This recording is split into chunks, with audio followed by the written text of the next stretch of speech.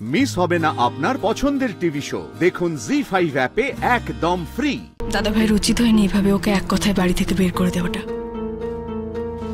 কোথায় যাচ্ছে, কিভাবে থাকবে, সেসব কথা ভাবা উচিত ছিল।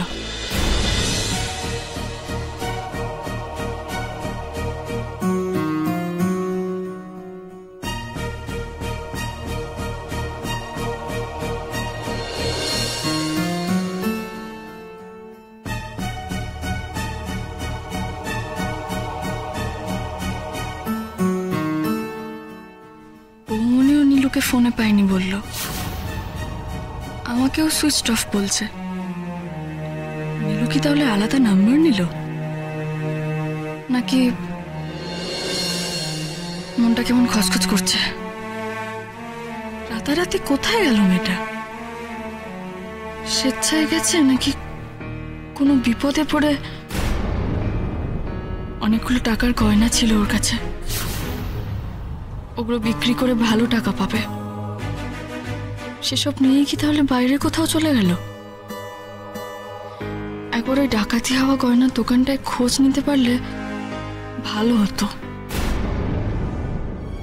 একটু আগে মনে হচ্ছিল বাড়ির সবার আমার কথা মনে পড়ছে কিনা, কেউ ভাবছে কিনা আমার কথা। হয়তো ফোন করার চেষ্টা করছে, ফোনে পাচ্ছে না। ফোনে না পেয়ে কি করছে? আবার উল্টোটাও হতে পারে, এমনটাও হতে পারে যে কেউ আমার কথা ভাবছেই না, কেউ আমাকে ফোনও করার চেষ্টা করছে না, আমি এমনি এমনি ভাবছি। এটা হওয়াই বেশি স্বাভাবিক। কি হয়েছিল তোমার বাড়িতে? বললাম তো, বাড়ির লোকজন আমাকে বাড়ি থেকে তাড়িয়ে দিয়েছে। তুমি তো ম্যারিড, বর কোথায়? ডিভোর্সি। ও বাহ, তো ডিভোর্স কেন হয়েছিল? মানে বরের সঙ্গে ঝামেলা নাকি শ্বশুর বাড়ির? সেসব অনেক গল্প, পরে শুনবে। আচ্ছা একটা কথা বলো তো, তোমাদের দলে তুমি একাই মেয়ে, আর কোনো মেয়েকে তো দেখছি না? হ্যাঁ, এখানে আমি একা, কিন্তু আমাদের আরো 2-3 জায়গায় লোকজন আছে, সেখানে আরো মেয়েরা আছে। ও, তোমাদের কোথায় কোথায় লোক আছে? তোমরা কারা বলো তো? কেন? কেন মানে এমনি জানতে ইচ্ছা করলো তাই জিজ্ঞেস করলাম। সেসব তোমাকে বলা যাবে না। হতেও তো পারো যে তুমি পুলিশের চর, হয়তো কায়দা করে সমস্ত কিছু আমাদের জেনে নিচ্ছ, তারপরে সময় সুযোগ বুঝে তুমি পুলিশকে গিয়ে খবর দিয়ে দেবে। যা বাবা, তোমরা আমাকে নিজেরাই কিডন্যাপ করে আনলে, তোমরা আমাকে চেনো না জানো না, নিজেরাই দোকান থেকে ধরে আনলে, আর এখন মনে হচ্ছে আমি পুলিশের চর। মজার ব্যাপার তো। সে তুমি যাই হও না কেন, তোমাকে সবকিছু বলা যাবে না। তবে হ্যাঁ, এখানে আমি একাই মেয়ে। আচ্ছা, চারিপাশে তোমার এত ছেলে, তোমার ভয় করে না? সত্যি তুমি কিন্তু আমাদের একেবারে চেনো না। আচ্ছা তুমি কি ভেবেছো বলো তো, আমরা কোনো সাধারণ ডাকাত দল, তাই তো? তুমি আমাদের ক্রান্তি ভাইকে চেনো না, তাই এই কথাগুলো ভাবছো। ক্রান্তি ভাই যদি জানতে পারে যে কেউ কোনো মেয়ের কোনো ক্ষতি করেছে, তাহলে কি করে জানো? তাকে একদম মাটির তলায় পুঁতে দেয়। আমাদের দলের একটা ছেলে ছিল, গোলাপি বলে একটা মেয়ের সে ইজ্জত নিয়েছিল। তারপর জানো ক্রান্তি ভাই তাকে কি করেছে? এই যে কপালের ঠিক এখানে একদম তাকে গুলি করে উড়িয়ে দিয়েছে। মেয়েদের সম্মানের ব্যাপারে ক্রান্তি ভাই কোনো আপোষ করে না। বাবা, উনি এত নিষ্ঠুর? নিষ্ঠুর কেন মনে হলো তোমার? সে অন্যায় করেছিল, তার শাস্তি ক্রান্তি ভাই তাকে দিয়েছে। হ্যাঁ, অন্যায় করেছিল মানছি, তাই বলে মেরে ফেলবে একটা মানুষকে? এ কেমন মানুষ? নারকেল দেখেছো, বাইরেটা শক্ত ভেতরে শ্বাস। ক্রান্তি ভাই ঠিক সেরকম, শুধু কোনো অন্যায় ক্রান্তি ভাই সহ্য করে না। আচ্ছা, এত চুরি ডাকাতি করে তোমরা কি করো? এত খবরে তোমার কি দরকার? আপনি কেন, অসুবিধা আছে? না, অসুবিধা কেন থাকবে? তোমার জায়গা, আমার কি অসুবিধা থাকতে পারে? তাহলে তুমিই বলো, এত চুরি ডাকাতি তোমরা যে করো, অনেক টাকা পাও নিশ্চয়ই, সেসব দিয়ে কি করো? এই যে কালও তো অনেক টাকা পেয়েছো নিশ্চয়ই, কি করবে সেগুলো দিয়ে? ধৈর্য ধরো, সব জানতে পারবে।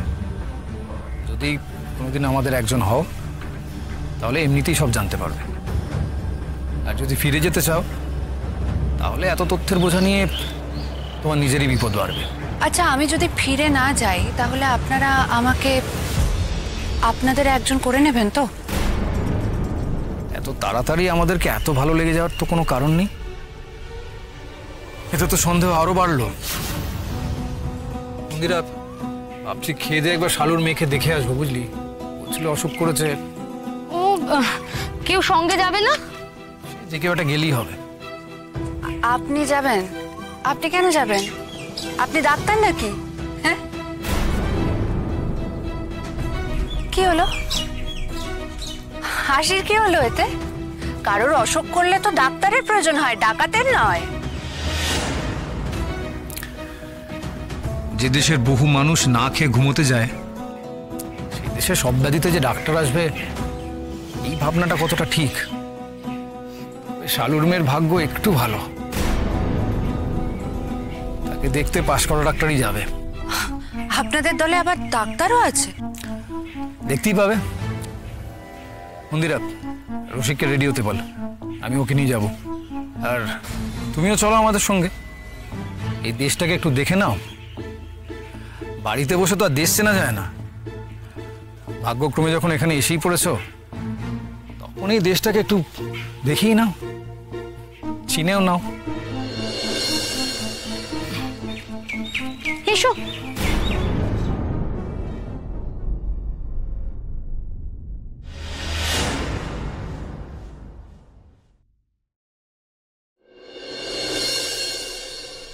নীলুটার একেবারেই কোনো খোঁজ খবর পাচ্ছি না।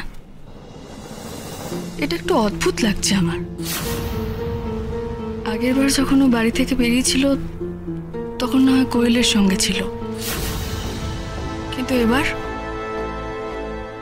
তো একা, এই শহরে একা একটা মেয়ে। না না, দাদা ভাইয়ের উচিত হয়নি এভাবে ওকে এক কথায় বাড়ি থেকে বের করে দেওয়াটা।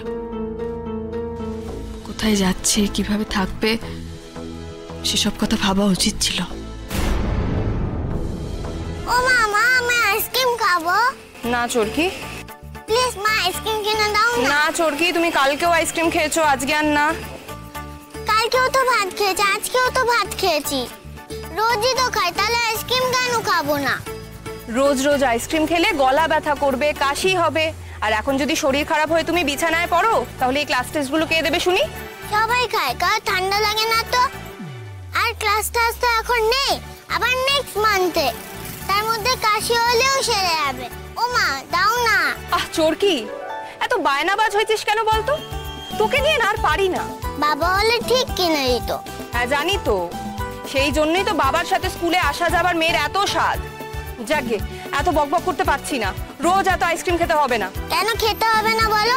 দাঁতে পোকা হয়, ভালো লাগবে পোকলা দাঁতে স্কুলে আসতে?